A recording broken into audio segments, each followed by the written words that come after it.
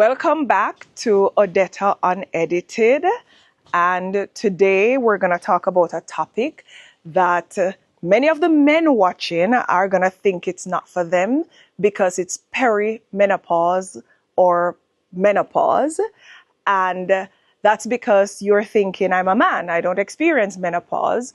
But if you have a wife in her 30s, 40s, 50s, or 60s, you should be watching this. If you have a sister, a mother, a cousin who is a female, you might be more sympathetic and you might also be more helpful to their plight when they complain and even more understanding.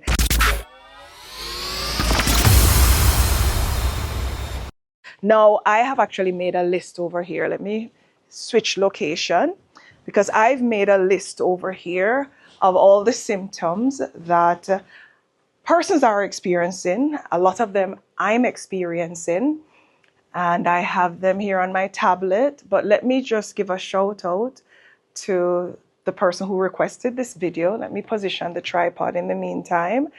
And typically on this channel, I try my best not to edit. So I'm going to try to do this today without editing. But because of one of my perimenopausal symptom, which is brain fog, I'm going to be talking a lot of crap that I may have to edit out, but don't judge me for it. I'm not going to blame menopause either. It's just me not being perfect, and I don't aspire to be perfect. I just aspire to make progress. So I'm doing a video based on this comment here that I'm popping up on screen. And as you know, this is Odetta Unedited. We try not to edit and we try to answer your questions. So you can put them in the comments or let me know what you want me to talk about on this particular channel. So let me get to my list over here. But before we jump into the list, let's define perimenopause, which is actually something that everybody, I think, calls premenopause, but the proper name is perimenopause. And then there's also menopause. And I got this definition from ChatGPT. Perimenopause is the transitional phase before menopause when a woman's body begins to undergo changes as it prepares for the end of her reproductive years. This stage can last anywhere from a few months to several years, and typically begins in a woman's 40s, but sometimes it can begin as early as in her 30s.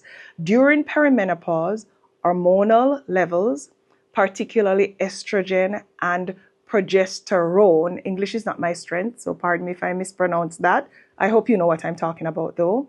Fluctuate significantly, leading to a variety of physical, emotional, and cognitive symptoms. These fluctuations can vary greatly from woman to woman. And I can say that as a fact because different friends that I have different experiences. But what I find is that a lot of people don't want to talk about perimenopause or menopause. It's almost like it's taboo, and I don't know why. Why in the world do we have so much shame and pride for something that happens natural to us?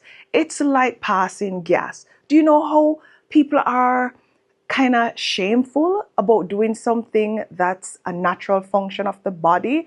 It's okay to do it and say excuse, you know. Anyway, that's not what this video is about. Now, let me tell you some of the symptoms that are out there. I'm going to include some that I'm experiencing, some that I'm not experiencing. And I'm also going to tell you later on what I've done to get rid of the vast majority of these symptoms. Irregular periods is the first one. And this is where menstrual cycles either become shorter or longer. The flow may be harder or heavier, I should say, or it may be lighter. Now, I haven't experienced this one per se, but if you're experiencing it, it may be a sign that you are in your perimenopause stage. Mood changes. This is where you get increased feelings of irritability, anxiety, and even depression. It kind of feels similar to PMS, which is menstrual symptoms. I can't remember what does the acronym mean again? I don't remember, guys. Anyway, that's brain fog right there, because every woman should know what PMS means, the acronym that is, but put it in the comments if you know or if you remember. But basically, during perimenopause, this is a lot more intense, and that's PMS. Now, I know for a fact that I experience mood changes, but I don't think it's as bad as my husband says it is. He actually says I have multiple personalities. There is the miserable one. There's the sweet version of me. There is the freaky one, which I'm sure he enjoys. There's the damsel in distress one, where I call him to do everything to include opening a jar that I've been opening myself for many, many, many moons or many years. The wannabe bad gal personality, he doesn't like that one. He actually has named it Sandy, which is my pet name or the name they called me when I was growing up. And he says every now and then when I bring it out, it's because I don't remember who I am. But I think that my husband actually should be enjoying the fact that I'm going through a phase in my life when I have multiple personalities, because it's like being with different women without cheating, right? Men watching, tell me if you agree. Anyway, I don't think it's a symptom that I'm experiencing, but I'm sure he would beg to differ. And the other day, he actually told me that he was reading about perimenopause and he was there educating me about it. And hubby, if you're watching, which by the way, he never watches my videos, but if you're watching, I appreciate you doing that. Like I said to you in the room, the fact that you want to learn about something that I'm experiencing so that you can be a better husband to me. I'm grateful. Thank you. Let's move on to the other symptoms: hot flashes and night sweats. If you ever find yourself in a room and you're sweating profusely, your clothing is wet, and you're looking over to the young females in the room and they're wearing a sweater or pulling their scarf a little bit closer, you know you're experiencing perimenopause. Whether it's the hot flashes or you waking up in the middle of the night drenched in sweat, it's not to the point where you're drowning, but anything is possible these days. Did you guys hear about the man in Jamaica who fell in the pothole and drowned? My condolences to his family, but it just proves that anything is possible.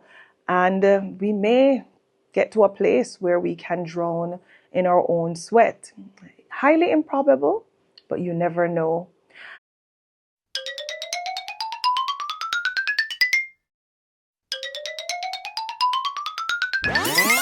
Or you're sleeping and you wake up drenched in sweat and you are wondering, did I pee on myself? How is this happening, right? It's a sign that you may be going through perimenopause. Now, I don't go anywhere without my menopause fan. And this fan, unlike these little flimsy ones that you can get anywhere, this one actually goes up to 100. I'm hoping that you can hear me, but it blows here. Take a look at this. And I'm talking about here with a lot of hairspray. It still blows it. I have one here with me wherever I am. There's one in my vehicle, one in my office. I never go anywhere without it. And later I'm going to tell you why I'm no longer experiencing this particular symptom as much, but I still don't take any chances and leave my fan behind. Sleep disturbance is another symptom that is pretty popular. I don't experience this one. Sleeping has always been a hobby of mine. I look forward to sleeping and I can sleep standing up. I actually fall asleep sometimes in the middle of someone having a conversation with me. My husband has accused me of this, not because he's boring, because I do it to everybody, but because I like sleeping and I don't fight sleep because I think sleep is a privilege, especially coming from corporate. When I had a job that I had very little sleep over the years, now that I can sleep because I'm retired, I don't take it for granted. Now, if you're finding that you're having poor sleeping patterns, it may be premenopausal, but you can talk to your doctor to discover that. I knew something was wrong when I went to the Chris Brown concert here in Jamaica and fell asleep in the box or the booth, whatever it was. And I actually woke up to mouth water running down my face. and I woke up because I was having a dream. Anyway, I hope you don't get to that stage. Vaginal dryness. This is where you experience low estrogen levels that can cause vaginal tissue to thin or to dry, and this is going to lead to discomfort. I don't think I'm having this particular symptom, but it's pretty popular or common, I should say.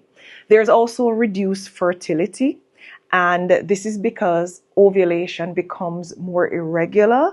And although pregnancy for most is still possible, it's unlikely for many. Now, because I'm not out there trying to have another child, I don't even see this as a symptom. But if you are, it may be something that you need to look into because it may be an indication that you're perimenopausal.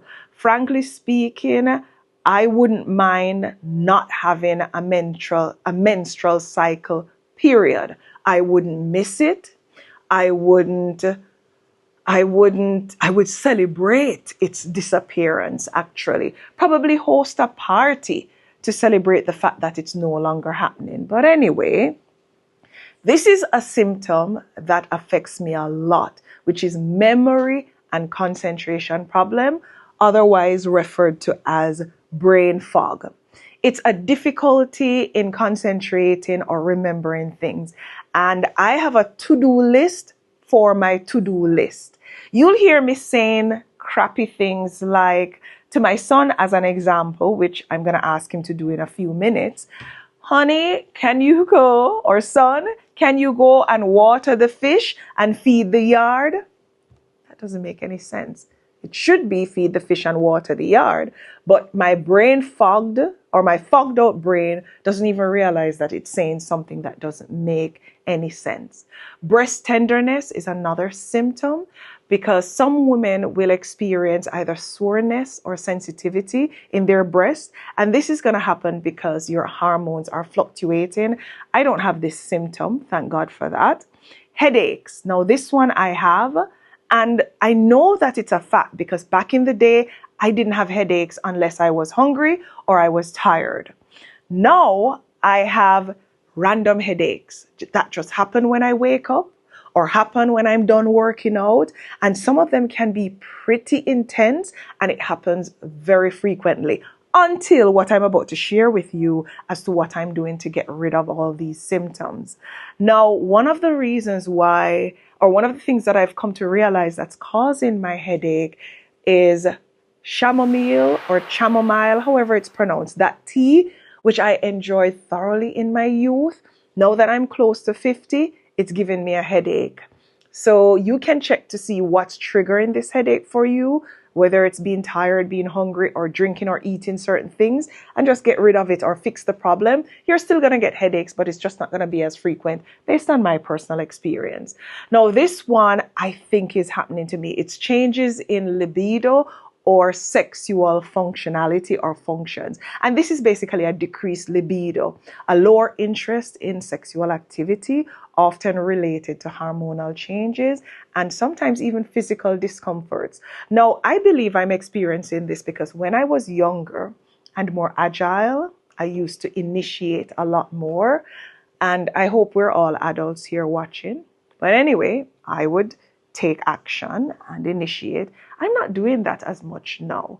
I'm more laid back, waiting for the action to start or for the action to happen.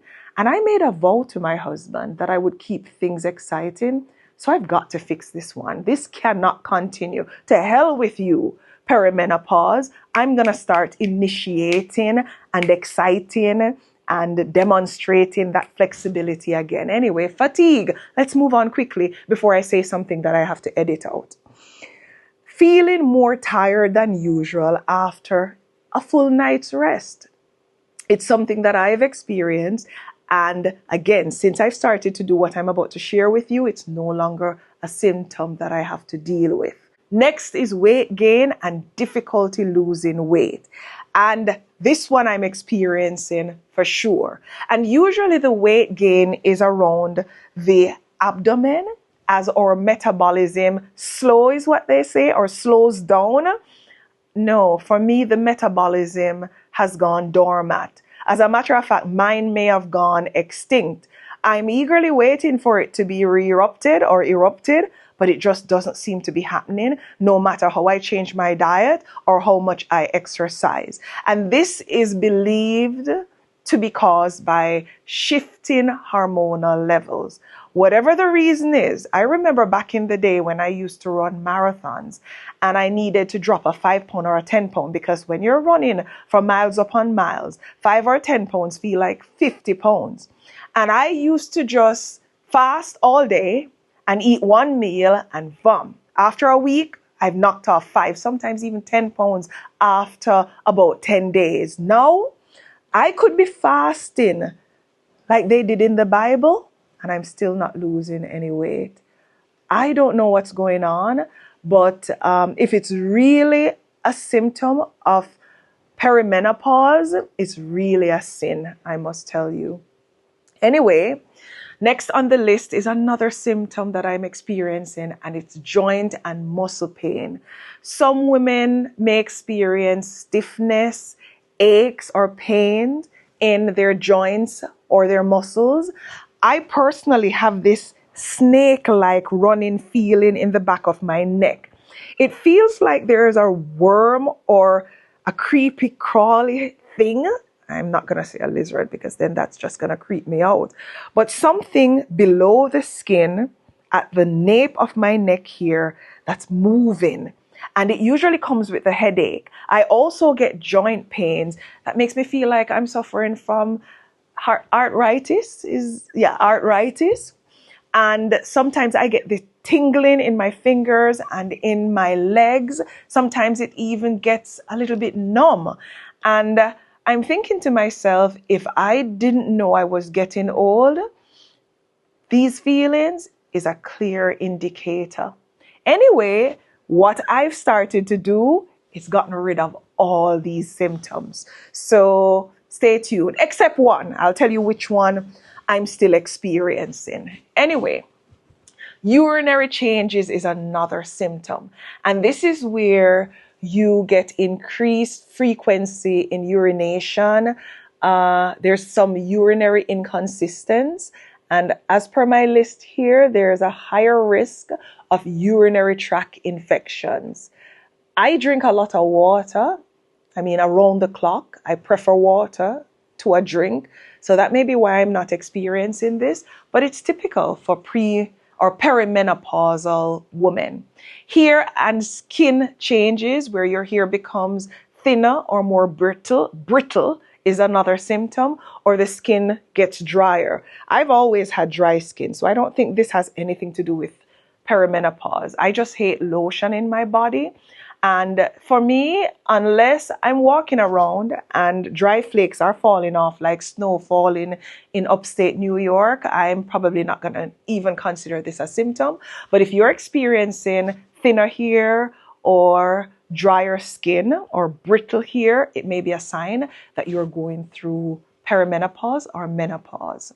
Now, heart palpitations is another symptom that many people experience, which is the occasional rapid or irregular heartbeat due to hormonal fluctuations. Now, whenever I drink caffeine, Pepsi, whether that's in a coffee or in Pepsi or Coke or anything like that, my heart does palpitate. So I realized this in my youth, so I just don't drink coffee, I don't drink Pepsi, I don't drink Coke. And because of that, I don't experience this. But the other day, before I implemented this new regime, I actually felt it. I actually felt irregular heartbeat, and I was wondering if it was something new in my diet that's causing it, or it's really related to perimenopause. Some of the less common symptoms that persons have complained about includes changes in your body odor, gum problems, or allergies, or worsening of existing allergies that you have. Now, perimenopause officially ends when the woman has gone through 12 consecutive months without a menstrual cycle. I can't wait. As a matter of fact, I'm waiting with bated breath for when my cycle stops. I'm going to hold a end of cycle party. I'm going to invite you, and I'm going to have a lot of champagne, and I'm just going to celebrate that time of month that is going to be in my past. Whenever I've had that for 12 consecutive months, I'm now in menopause, which means the problems persist. It's truly a sin. But anyway, my menopausal problems, I've been able to get rid of all except one, which is the brain fog. No matter what I do, that still seems to pop up occasionally, but it has reduced significantly. And here is what I've been doing. Let me walk and talk with you because I'm feeling a little bit of numbness in my rear end. And I don't think that's related to perimenopause. Let me just stretch them a little bit. It may just be because I've been sitting here from morning. Actually, you see my stuff in the background there. I was recording content from my other channel, Odetta Rocket Car. So let me go for a little walk so I can get back the feeling in my rear end. But what I've been doing is I've been doing a lot of research about dietary habits and how to solve issues related to perimenopause and menopause. And one of the things that I've read is that, especially in the blue zone, which is where people are still living in very primitive times.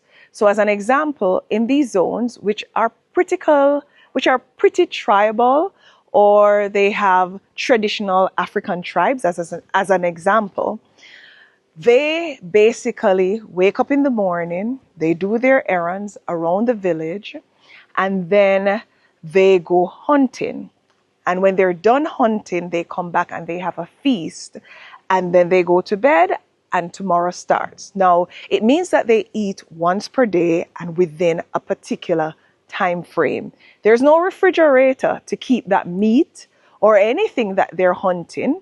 So they have to eat it while it's fresh. So there's very little processed food. Well, there's no processed food there for sure, because this is in the wilderness, or because this is in the wilderness, or somewhere where it's a lot less civilized. I'm having a lot of brain fog today, guys. I'm just misspeaking, or it may just be my intellect level. Whatever it is, I hope you can follow along. Anyway, tests have proven that people who eat this way and live this way, there's not a lot of, or actually there's no cancer, no hypertension, no diabetes, none of the sicknesses that we experience in the Western world or the modern world. And it's related to the fact that they fast for so many hours per day, eat one big meal, or they eat within a certain window, and that's their lifestyle. So I decided to try this. So basically, when I wake up in the morning, I drink a lot of tea, and not chamomile or chamomile, because that's giving me a headache. And I drink tea and water until about 1 to 2 o'clock, which is when I have my meal. But I usually break my fast with fruits. And these are usually fruits from my yard, because in my yard I have, you can see my apple tree back there. If you're familiar with Jamaican Otiiti apple, let me flip the camera and show it to you. So that's my apple tree up there. I have a soursop tree behind it. I have a nesberry tree. You can see it under the apple tree. It's actually much taller than the house, which is a stretch. Over there, I have another soursop tree. That over there that you're looking at is a plum tree. That's before the bamboo tree. I also have ackee. Ackee is a fruit or a vegetable. I guess it has a seed, so I have no idea. That's not for me to figure out in this video. Over there, I have star fruit. Around the corner, I have guava. You can see my tomatoes over there, my pepper. I try to grow most of what I eat. I obviously have banana. I have some ground provisions. I have plantain. I am growing now guinea. I can't really name all the fruit trees because this video is going to go on forever. The point is I break my fast with fruits, whether I'm buying them, mostly I'm growing them, and then I eat one big meal. And this big meal is usually protein. It usually has, I like ground provisions. I grew up in the country, so I love my yam, my banana, my pumpkin. those kind of things. I prefer it to rice, but I'll sometimes eat rice. And there's some vegetable on my plate. Now, I don't like raw vegetables. I'm not a goat. I'm not going to eat anything raw, but I don't judge who does. But I'll eat some steamed vegetable, but I also try to always include some type of vegetable. So I break my fast with fruits, then I eat a nice meal of whatever I want to, staying on the no sugar or the natural sugar, meaning like honey or the sugar that's in fruit, and staying away from processed foods. And then later on, if I'm still hungry within my window, I'll have some more fruits or something like that. Now, I find that since I've started this a few months ago, I have gotten rid of every perimenopause symptom except brain fog. I no longer have the joint pain. I no longer have the snake running up and down in the back of my neck. I no longer have the headache. I don't have... Listen, if it was a few months ago and I'm here talking to you, I would be drenched in sweat, or I would have my fan. I no longer have to do that. So I'm no medical professional. I do recommend you consult your doctor. Remember, don't do what I do or what I say. I'm just speaking from experience, but I find that that works for me. Now, I am hoping, let me see if there's anything else. Let me run over here, see if there's anything else on my list that I may have missed related to this topic before I end this very long video. I'm actually going to try to edit this video because there's no way I should punish people by watching such a long video to learn about something as simple as perimenopause or menopause. There's nothing else on the list than, oh yes, I also have started to exercise regularly. I actually have someone who comes to the house and works out with me and my son and whoever else wants to join in, so that I don't have to drive anywhere, because I feel like if I have to go somewhere to exercise, it's not going to happen because I love staying at home. So if somebody comes here, then it has to happen, because I can't just leave them out there stranded, not doing anything, and somebody's paying for them. Money for spend it, not for dash way. Anyway, I hope you found value in the video, whether you're a male or a female watching, and I'm going to end it now. Take care of yourself. Later.